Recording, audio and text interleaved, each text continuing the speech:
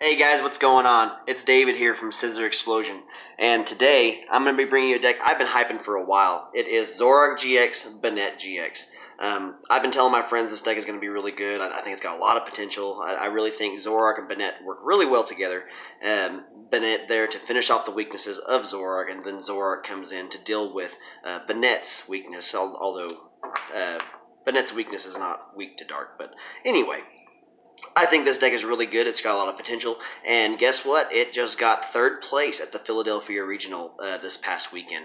And I was super excited about that. I looked up the deck list and I looked it through, and I was like, wow, there's a lot of interesting techs in here. And I thought I would try taking those cards into my deck. I will point out those techs and explain why they're really good in this deck. But without further ado, let's get into Zoroark GX, Banette GX. Really cool deck. We're almost at our 100 subscribers, guys. At the time of this recording, we are at 96. And once we get to 100, we're going to be giving away some more Pokemon GX. So y'all stay tuned for that. Once you reach that 100 mark, I'll make another video detailing how we'll give those away. But anyway, on to the deck list, guys. Really excited to bring you this deck list. I think it's really strong, really consistent. Zoroark, of course, brings consistency to almost any deck it's in.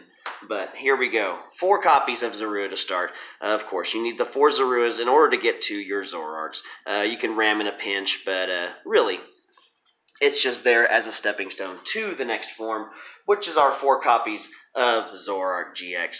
Zoroark GX, everybody knows Zoroark GX is good. With that trade ability, once per turn before your attack, you may discard a card from your hand to draw 2 cards. And you can do that for every Zoroark you have in play. So, yeah, Zoroark GX is really powerful. Got the Riotous Beating for a single attachment with the double colorless energy. 20 damage for each Pokemon you have in play, up to a maximum of 120. So, we also play Devoured Field in here. We play Choice Bands, so you can make your Zoroark hit for 160. We also play Kukui to make him hit for 180. You can take out things like Rayquaza GX and Tapu Lele GX and stuff like that. So, 4 copies of Zoroark GX. Now we go with 2 copies of Shuppet. The reason I'm playing 2 is because Banette's really not as potent until the end turns of the game. Once you have a lot of supporters in the discard pile, then your Banette can start hitting for 130 for 1 energy. And then you can use your Shady Move, basically make him hit for 140, then 170 with a Choice Band. You're taking out things like Lele. So 2 copies of Shuppet. We play the 60 HP one just for a little higher HP. And then 2 copies of Banette GX. Banette GX is a really interesting Pokemon. I like him a lot. It's got 190 HP, which is the lowest I've ever seen on any Stage 2 Pokemon, or Stage 1 Pokemon. But it has the ability Shady Move, which is really cool. Once during your turn before your attack, if this Pokemon is your active Pokemon, you can move 1 damage counter from one Pokemon to another Pokemon. So you can move a damage counter from one of your opponent's Pokemon to another of their Pokemon, or you can move a damage counter from, like, Banette or one of your Pokemon to one of your opponent's Pokemon, and so on and so forth. Make your numbers a little easier to hit. 10 damage doesn't sound like a lot, but it can stack up really, really easily. Or really fast, as what I should say. And then you've got Shadow Chant. For 1 psychic energy, does 30 damage plus. This deck does 10 more damage for each supporter in your discard pile. You can't add more than 100 damage in this way. So you can hit for 130 if you have 10 supporters in your discard pile, which in the end turns of the game shouldn't be too easy, or shouldn't be too hard to hit with your Zoroarks. You could trade away some of your supporters you don't really need, and then start stacking up your damage on your Banette. Like I said, Shady Move can hit for Shady Move can make this attack hit for 170 as long as you have a Choice Band. And then the GX option in this deck is Tomb Hunt GX. Put 3 cards from your discard pile into your hand. That is Decidueye's GX attack. So it's it kind of brings back Puzzle Time in a way into this deck. You can freely trade, somewhat freely trade. Get cards out of your hand you don't need at the time, and then later on, when you find a turn where you're able to, you can Tomb Hunt, and then get 3 of those cards back into your hand. Get back some of your Rainbow Energies, maybe your Choice Bands, maybe even some Zoroarks that were KO'd in previous turns. So yeah, Tomb Hunt is a really good GX attack. I like it a lot, and it's really Banette overall. I really think Banette's really strong. Also, you deal with Zoroark's weakness with Banette. If you get at least I think you need at least 7 supporters in the discard, you can one-shot things like your baby Buzzwoles. You can one-shot Buzzwole GX as well. You can one-shot Naganadels if you have as many I think you have to have 1, 2, 3, 4, 5, 6, 7, 8. That would be 90. Yeah, you could one-shot things like Necrozma GX and Malamars and stuff like that. Deal with those Psychic Weak Pokemon really easily with Banette. So 2 copies of Banette GX. Here's here's one of the techs that are from the regional deck. It's a 1/1 line of Garbodor, however you want to say it. But yeah, the 1/1 line of Garbodor, I've been trying it out in this deck ever since I saw the deck posted up on Limitless TCG. But I like it. I like it a lot. It's really, really good. Before, I was going to play Alolan Muck in this deck to shut off Basic's abilities, but I think the 1/1 Trubbish Garbodor line is really, really strong. You got that Trash Launch attack in the end game. You can do a ton of damage. 20 damage for each item card in your opponent's discard piles, which is nuts good. I mean, if they have 10 item cards in the discard pile, which isn't hard to do since we're in an item-heavy format, you can hit for 200 damage easily. So yeah, Garbodor is a very potent Pokemon and something that your opponent is going to fear if you put a Trubbish down on the bench. So a 1/1 line of Garbodor. Next up, we got 1 copy of Tapu Koko. This one is in here for 2 reasons. You got the free retreat, of course, and then Flying Flip is really good against those Shrine decks that we have been seeing. You can Flying Flip 20 damage to all your opponent's Pokemon, and most of those attacking Pokemon in those decks have 130 HP just out of Zoroark's attack range. But with a Flying Flip damage on them, then Zoroark can come in freely and one-shot those Pokemon. You've also got Banette to deal with those Pokemon as well, and that's probably why this deck did so good at that regional championship. But yeah, 1 copy of Tapu Koko. Next up, we have 1 copy of Buzzwole, and you may be saying, what the heck is Buzzwole doing in this deck? This is a really good tech. This is a good tech against other Zoroark decks. Other Zoroark decks come in, maybe knock out one of your Zoroarks or one of your Banettes, something like that, and since Banette is weak to dark. Sledgehammer can come in. We do play Rainbow Energy in this deck, so Sledgehammer can come in and one-shot those Zoroarks right back. So if your opponent isn't prepared for it, this Buzzwole can be a nightmare for them to deal with. So 1 copy of Buzzwole GX. Baby Buzzwole. And then this last tech is another tech from the Philadelphia Regional Championship. This is 1 copy of Tapu Lele. And some people may ask, why do you play the 1 copy of Tapu Lele? Well, a lot of people play it for the Magical Swap attack, but I honestly like it for the Psywave attack in this deck. Because Psywave does 20 damage times the amount of energies attached to your opponent's active Pokemon. And what really popular Pokemon is in the format right now that's weak to Fairy? It is Rayquaza GX. If a Rayquaza GX has 3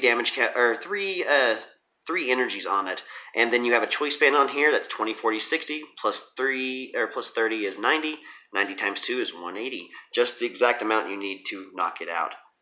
So you can come in with this 1 prize attacker, attach a Rainbow Energy to it, and then attack into a Rayquaza and knock it out. So yeah, Tapu Lele is a really good tech for those Rayquaza decks, especially if you're playing Rainbow Energy, like we are in this deck. You also do have access to Magical Swap if you need to use it. Magical Swap lets you move any number of damage counters on your opponent's Pokemon to their other Pokemon in any way you'd like. So you could probably come up with Zoroark, attack, and then they retreat into something else, attack with Zoroark again, and then Magical Swap, move those damage counters around the board where you want to, maybe take 2 or 3 prizes in 1 turn. So yeah, Magical Swap is pretty cool, but the main reason it is in here is for the Psywave attack against those dragons.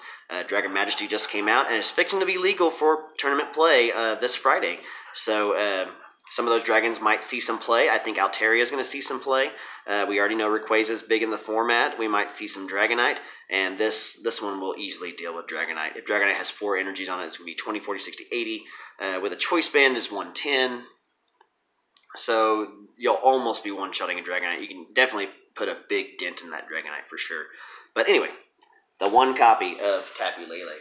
And then to end off our Pokemon, we've got 2 copies of Tapu Lele GX. For that Wonder Tag ability, we want to be able to search out our supporters when we need them. We do play Apricorn Maker in this deck for the first turn play.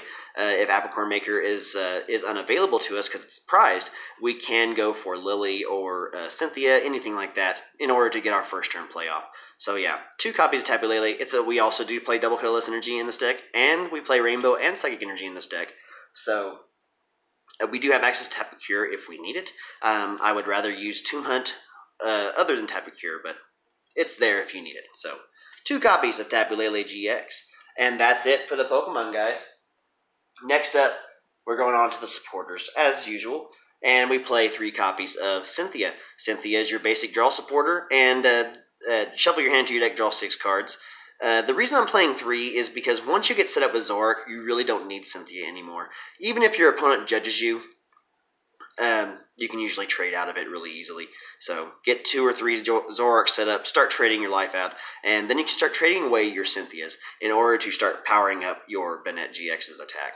So 3 copies of Cynthia. Next up, we play 3 copies of Guzma. Guzma is really good too. Switch your opponent's bench Pokemon with one of their active Pokemon, or with their active Pokemon. If you do, you switch your active with one of your benched. So it's good for targeting down those Pokemon you want to take down. It's good for getting a Pokemon that's in danger in the active and get it onto the bench safely, and then start attacking your opponent's other Pokemon as well. So 3 copies of Guzma. Next up, we play 2 copies of Lily. Lily is usually the good turn 1 draw supporter to go for if you need a draw supporter. But most of the time in this deck, you want to go for Apricorn Maker if you can go for it. So Lily is draw until you have 6 cards in your hand. If it's your first turn, draw until you have 8. So it gives you that higher chance of drawing those Nest Balls and drawing into those Ultra Balls for next turn to search out your Zoroarks, or even Timer Balls. We do play Timer Ball in here as well, since we do have a lot of evolutions. So 2 copies of Lily is really good in this deck. Next up, we play 2 copies of Acerola. Acerola is really strong. And the main reason is because Zoroark has 210 HP. It's kind of hard to one-shot. It is in one-shot range for some Pokemon, but most of the time your opponent's going to be two-shotting you. And if they do that, Acerola can be a nightmare. It is very annoying sometimes whenever you just deny them those prizes. And prize denial is a very valuable tactic in the Pokemon trading card game. Why not play Acerola? You got the room for it? Go ahead and play it. I would play a third, I think, if I had the room for it. Now, for the one of supporters in this deck, we play 1 copy of Malo. Malo lets you search your deck for any 2 cards, shuffle your deck, then put those cards on top of it in any order. I love Malo in this deck. I wouldn't build a Zoroark deck without Malo. It's just really, really strong. You can just search out, like, say you have a Zoroark set up and 2 Zoruas on the bench, or maybe a Zorua and a Banette. You could just search your deck, play Malo, search your deck for a Zoroark and a Banette, or 2 Zoroarks, or whatever you need.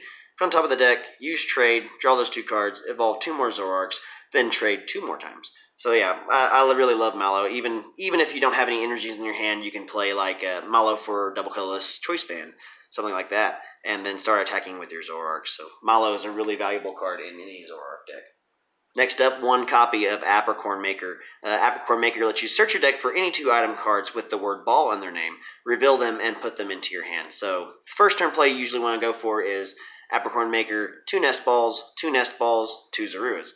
And then put those onto the bench and get them ready to evolve next turn. Another good thing about the Apricorn engine is that you get to thin out your deck. So the thinner your deck is, the higher the chance you have of drawing into cards that you need, like your Zoroarks or your Banettes or your Garbodors, something like that. So, excuse me.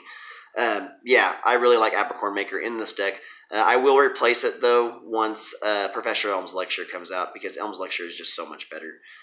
Search your deck for any 3 Pokemon with 60 HP or less. So everything in this deck that evolves, with the exception of Trubbish, has 60 or less HP. So that's pretty awesome. 1 copy of Apricorn Maker. Another one of we play is 1 copy of Professor Kukui. Draw 2 cards during this turn. Your Pokemon's attacks do 20 more damage. So you can get a little draw in there, kind of like a trade, without having to discard. Well, I guess you have to discard Kukui, so oh well. And then also deal 20 more damage. So you can make your Banette hit for 180 if it has a Choice Band, as long as you have 10 supporters in the discard pile. Make your Zoroark hit for 130, 60, 80. Yeah, 180 if you have Devoured Field and a Choice Band. So yeah. Kukui's really strong. You can hit for some of those high numbers and take a surprise knockout on some of your opponent's Pokemon. So yeah, I really like Kukui in here as well. 1 copy of Judge, just to get a little bit of disruption on your opponent. Each player shuffles their hand into their deck and draws 4 cards. I really like Judge in Zoroark decks. I usually play 2, but this time I didn't need to play 1 because I needed it for the space. But each player shuffles their hand to deck, draws 4 cards is really powerful because you can just trade your way out of it. You can draw the 4 cards. Maybe you draw something you need. Maybe you don't. If you don't, you can just trade it away and then draw 2 more cards, and maybe draw 2 more cards if you if you have more than one Zoroark set up. I just love the consistency of Zoroark decks. But yeah, 1 copy of Judge, and the last supporter we play is 1 copy of Lusamine. Lusamine lets you put put 2 of any combination of supporter or stadium cards from your discard pile into your hand. I play Lusamine over Palpad, and the reason is because we need more supporters in the discard pile. For Banette GX, there's a ton of supporters in this deck, as y'all can see. There's 3, 6, 8, 10, 11, 12, 13, 14, 15 supporters. And the reason why is so we can trade them away or use one every single turn in order to get our Banette GX's supporter threshold passed. So 1 copy of Lusamine. We also do play Devoured Field in here, so Lusamine can help get those back as well. You can get back Guzma's, you can get back Cynthia's, anything you need. Maybe if you already used your Judge, you get your Judge back, get your Kukui back. Even a mid-game Apricorn Maker isn't bad because we play 4 Ultra Ball, we play 4 Nest Ball, and 2 Timer Ball in this deck. So you have a ton of ball cards in this deck. Speaking of which, let's go on to our item cards. We got 4 copies of Ultra Ball. Your standard search for any Pokemon deck. Discard 2 cards, search your deck for any Pokemon, reveal it, and add it to your hand. Then we also play 4 copies of Nest Ball. Nest Ball lets you search your deck for a basic and put it onto the bench. It's an evolution deck, especially an evolution deck with Zoroark. You need to get those Zoruas out as early as possible and get them started evolving next turn if you can. So 4 copies of Nest Ball. And the last ball card we play is 2 copies of Timer Ball. Timer Ball lets you flip 2 coins, and for each head, search your deck for an evolution Pokemon. Sometimes you can whiff it, and it kind of sucks when you whiff a Timer Ball. But most of the time, you're going to flip at least 1 heads. And when you flip 2 heads, I mean, the reward for flipping 2 heads is amazing. Flip 2 tails, you're like, man, this card sucks. If you flip 2 heads, you're like, oh, this card's broken. But yeah, Timer Ball, 2 copies. 2 copies of Choice Band. I really would like to up this to 3, but the reason I don't is because of Tomb Hunt GX. If we lose a Choice Band early on in the game, or a Pokemon is KO'd, or we're field blowered, something like that, we can get it back with Tomb Hunt later on if we need to. So 2 copies of Choice Band. I still am considering upping it to 3, even though I just told y'all that.